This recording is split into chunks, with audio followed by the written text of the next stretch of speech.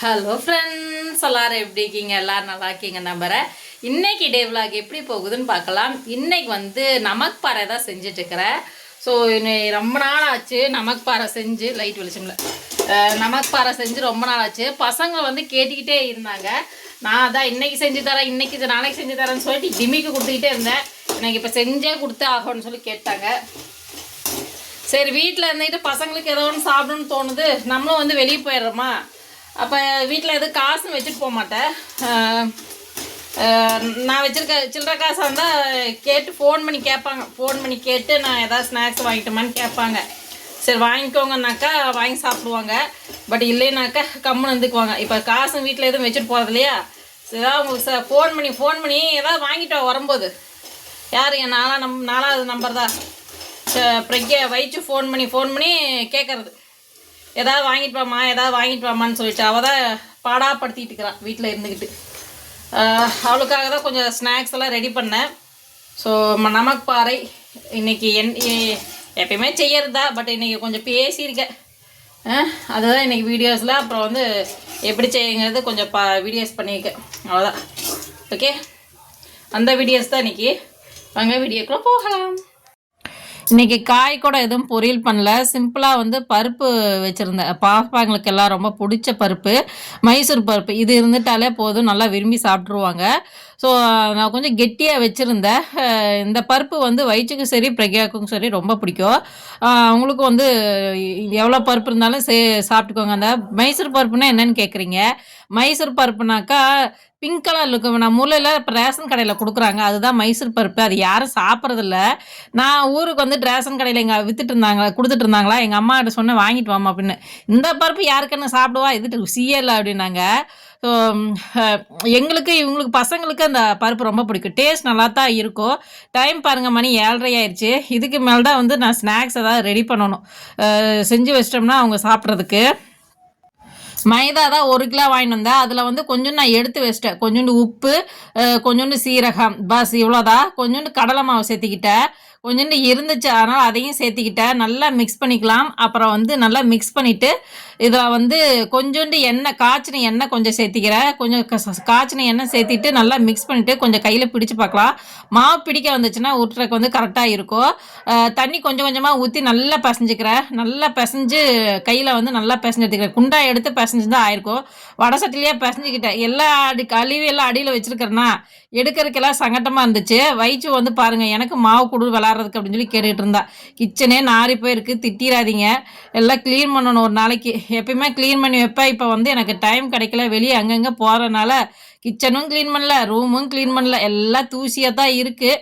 யாராவது வந்தால் கூட திட்டி விடுவாங்க என் வீட்டை பார்த்தா. அப்புறம் நல்லா ப்ரெஷ் பண்ணி நல்லா அழுத்தி அது கொஞ்சம் கொஞ்சமாக ஆயில் அப்ளை பண்ணி தேய்ச்சிக்கிட்டோம்னாக்கா நல்லா கொஞ்சம் சாஃப்டாக வரும்.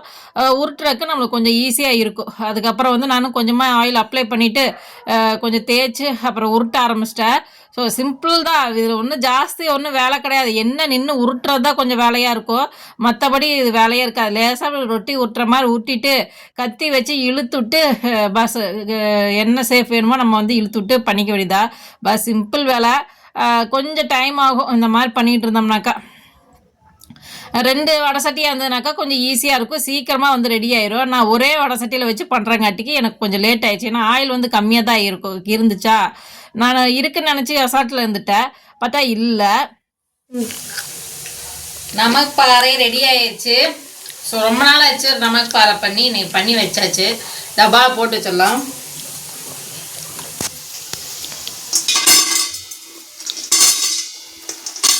சூடாக இருக்குது.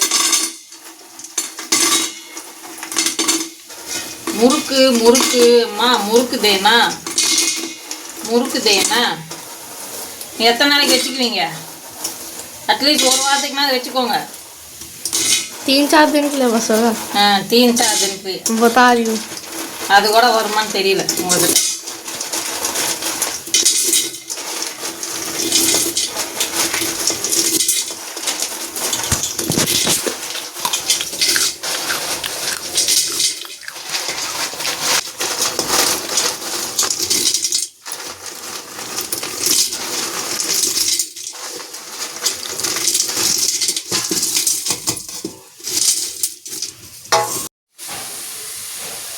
இனி கொஞ்சம் தான் இருக்குது, பண்ணிக்கிட்டே இருக்கிறேன். இடுப்பெல்லாம் வலிக்குது, எவ்வளோ நேரமாக நின்று பண்ணிக்கிட்டே இருக்கிறேன். எண்ணெய் வேறு கம்மியாக இருக்குதா, இந்த பொண்ணி வச்சிட்டோம்னு வச்சுக்கோங்களேன் சாப்பிட்டுக்குவாங்க. தினமும் ஸ்நாக்ஸ் எதாவது கேட்டு கேட்டு நான் படாப்படுத்திட்டு இருக்கிறாங்க. அதுதான் சரின்னு சொல்லிட்டு பண்ணலான்னு சொல்லிட்டு ஒரு வாரத்துக்கு முன்னாடியே வாங்கிட்டு வந்து வச்சுட்டேன். பட் பண்ணவே இல்லை, எவ்வளோ நாள் ஆயிடுச்சு. நான் செய்யலான்னாக்கா அதுக்கு தகுந்த மாதிரி எங்கேயாவது ஒரு இடத்துல ஒரு வேலைக்கு போயிட்டே இருக்கிறேன்னா ஏதாவது வேலை வெளியே வந்து வேலை வந்துடுது. அங்கே போயிட்டு வரனால இது வந்து என்னால் செய்யவே முடியல. நானும் அதுக்கு தான் பச்சரிசி வந்து க்ளீன் பண்ணி கழுவி காய வச்சுட்டேன். தேவைப்படுச்சுனாக்கா மிக்ஸில் அடித்து பவுட்ரு பண்ணி பசங்களுக்கு ஏதாவது செஞ்சு வச்சிடலான்னு சொல்லிட்டா ஒரே மட்டும் கழுவி வச்சிட்டேன். திரும்ப அதை கழுவி மறுபடியும் காய வச்சு அதை எடுத்து பண்ணுறதுக்கு சலுப்பாக இருக்குது. அதனால தான் எங்கள் அப்பா சொல்லுவார், நாங்களாம் கல்யாணத்துக்கு முன்னாடி சின்ன பிள்ளையா இருக்கும்போதெல்லாம் இன்னும் இல்லை, இன்னும் 2-3 ரவுண்ட் இருக்குது. அப்புறம் சாப்பிடாம இருக்க முடியல, கீழே சிந்தாமல் சாப்பிடு. நாங்கள் கல்யாணத்துக்கு முன்னாடி எங்கள் வீட்டு பக்கத்தில் அவங்க முறுக்கு சுடுறவங்க தான். ஸோ அவங்க வந்து வேலையெல்லாம் செஞ்சுட்டு நைட்டு 12 மணி ஆயிரும் அவங்க தூங்குறதுக்கு. திரும்ப காலைல 5 மணிக்கு எழுந்திரிச்சு சமைப்பாங்க அந்த அக்கா.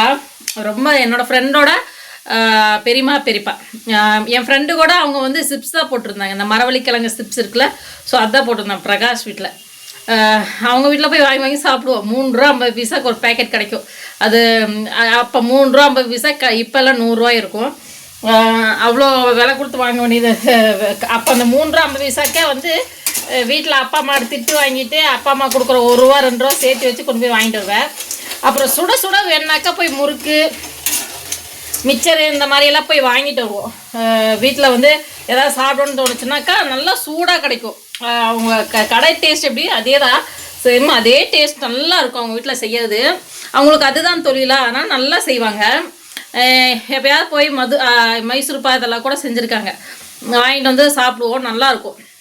எங்கள் அப்பா சொல்லுவார், நாங்கள் 7 மணிக்கெல்லாம் தூங்கிடுவோமா, காலைல எந்திரிக்கிறது 7 மணிக்கு 6:30 மணிக்கு அப்போ எந்திரிப்போம். எங்கள் அப்பா சொல்லுவார், அவங்க பாரு நைட்டு 12 மணிக்கு தூங்குறாங்க, காலைல 5 மணிக்கெல்லாம் எந்திரிச்சிட்றாங்க. நம்ம 7 மணிக்கு தூங்கி கூட காலைல 6 மணிக்கு எந்திரிக்கிறதுக்கு நமக்கு சலுப்பாக இருக்குது அப்படின்னு சொல்லிட்டு எங்கள் அப்பா சொல்லுவார். ஸோ இன்னைக்கு அந்த மாதிரி தான் இருக்குது. இப்போ என்னோட நிலமை, பாப்பாவுக்கு எக்ஸாம் நடந்துட்டுருக்குதா, அதனால் அவள் படிச்சுட்டு இருக்கிறான். சரி படிக்கட்டும் அப்படின்னு சொல்லிட்டு நான் என் முடி கொண்டா அவுந்து போச்சு. சரி படிக்கட்டும் அப்படின்னு சொல்லிட்டு நானும் உட்காந்துட்டு சரி படிக்கிற வரை நான் சரி படுக்கல அப்படின்னு நினச்சேன். வந்துட்டு முறுக்கு சொல்லட்டுமா அப்படின்னு சொல்லி கேட்டேன். அதுக்கிட்ட நான் படிக்கணும், நான் படிக்க போகிறேன், அந்த கேப்பில் நீ வந்து பண்ணிடு அப்படிங்கிறான். நீ பண்ணி வச்சிரு அப்படின்னு சொல்லி சொல்லிட்டு இருக்கிறான். என்ன ஒரு புத்திசாலித்தனம் பாருங்களேன். மொத்தம் அவங்களுக்கு ஸ்நாக்ஸ் எதாவது வேணும் செஞ்சு வச்சிட்டோம்னாக்கா வந்து சாப்பிட்டுக்கலான்னு தோணுது அவங்களுக்கு. சரி ஆயிடுச்சு பாருங்க, இன்னும் கொஞ்சம் இருக்குது, செஞ்சு எடுத்து வச்சிட்டோம்னா வச்சுக்கோங்களேன் எப்போ வேணாலும் சாப்பிட்டுக்கோங்க. இது எவ்வளோ நாளைக்கு வரும், ஒரு 4-5 நாளைக்கு தான் வரும். 4 நாளைக்கு 5 நாளைக்கு வரதே பெரிய விஷயம் உங்ககிட்ட எல்லாம். அதுக்கு மேலெல்லாம் தாங்காது. ஓகே, இடுப்பெல்லாம் பயங்கரமாக வலிக்குது,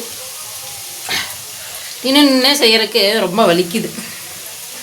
அவ்வளோதான், காத்தாடிக்கு மறுபடியும் எந்திரிச்சு சமைக்கணும் ஏதாவது. ஓ ராமா, எனக்கு யாராவது உங்கள் வீட்டுக்கு என்னை கூப்பிட்டுக்கோங்க. என்னை கூப்பிட்டு ஒரு 2 நாளைக்காவது எனக்கு உட்கார வச்சு சோறு போடுங்க. என்ன எங்கள் அம்மா வீட்டுக்கு போனாலும் எங்கள் அம்மா உட்கார வச்சு சோறு போடுவோம், ஆனால் சமையல் நாம தான் செய்யணும். அங்கே போனால் ஒரு வேலையும் கிடையாது, பட் இருந்தாலும் சமைக்கிறது நாம தான் சமைக்கணும். எங்கள் அம்மா நல்லா சமைப்பாங்க, அவங்க சமையல் இப்போ வர வர எனக்கு டேஸ்ட் வரமாட்டேங்குது. நீ வந்து செய்ய அப்படிம்பாரு, நீயே தான் சமைக்கணும் அப்படிம்பாரு. என்ன பண்ணுறது, எங்கள் அம்மாவுக்கு எங்கள் அப்பாவுக்கு என்னோடய சமையல் ரொம்ப பிடிக்கும். அதனாலேயே சரி நம்மளும் அங்கேயே போய் சமைச்சிடலாம் அப்படின்னு சொல்லி சமைப்பேன். ஏதோ நாளைக்கு எங்கள் அம்மா செய்யுமா, நல்லாயிருக்கும் சாப்பிட்றதுக்கு, சொகுசாக இருக்கும். அங்கேயும் வந்து 2-3 நாள் தான் இருப்பேனா, அதுக்கு மேலே ஜாஸ்தி இருக்க மாட்டேனா. ஸோ அதனாலேயே சங்கட்டமாக இருக்கும், என்னடா இது போயிட்டு இவ்வளோ சீக்கிரமாக வர வேண்டியதாக இருக்கே அப்படின்னு சொல்லி தோணும். அவ்வளோதான், நீ 2 ரவுண்டு இருக்குது, அதையும் எடுத்துட்டேன்னு வச்சுக்கோங்களேன். ஆகிட்டே இருக்குது. பிரக்யா வைச்சு பிரக்யெல்லாம் தூங்கிட்டாங்க. அவள் ரொம்ப சேட்டை ஆகிட்டு இருக்கிறா. வர வர வயிற்று ரொம்ப சேட்டை, ரொம்ப பிடிவாதம் பிடிக்கிறா. எதுக்கு எடுத்தாலும் வலுவாச்சு. இது சொல்கிற பேச்சு கேட்கறது கிடையாது. அவ்வளோ பிடிவாதம் பிடிச்சிட்டு இருக்கிறா. கேட்க மாட்டேங்கிறா. நான் இன்றைக்கி கொஞ்சம் கார்ன்ஃப்ளவர் போட்டு பண்ணேன். டேஸ்ட் எப்படி இருக்குன்னு தெரியல. டேஸ்ட் பண்ணி பார்க்கலாமா?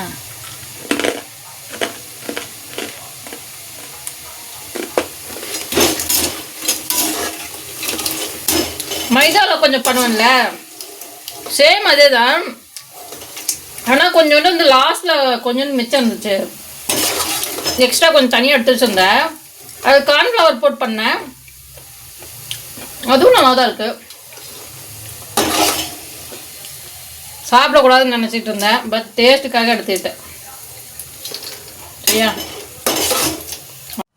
லாஸ்ட் ஒரு ரவுண்டு தான், கொஞ்சம் தான் இருக்குது. என் மண்டை நான் கீழாப்பில் கேமரா வச்சுட்டேன்னா, அதனால் உங்களுக்கு சரியாக தெரியல. இந்த ஒரு ரவுண்டு தான் லாஸ்ட்டு. சரின்னு சொல்லிட்டு இதையும் உருட்டிக்கிட்டு அப்படியே வந்து நம்ம செஞ்சிட்டோம்னா வேலை முடிஞ்சு. அவசர அவசரமாக செஞ்சுட்டு இருந்த மணி 10 மணி ஆகிப்போச்சு. என்னத்துக்கு நான் தூங்கி காலைல என்னத்துக்கு எந்திரிக்கிறது அப்படின்னு சொல்லிட்டு சொல்லிக்கிட்டே இருந்தேன். லாஸ்ட்டு இந்த இது ஒரு முடிச்சிட்டேனாக்கா வச்சுக்கோங்களேன், எல்லாத்தையும் எடுத்து டப்பாக்குள்ளே போட்டுட்டு தூங்க போக வேண்டியதான். இனி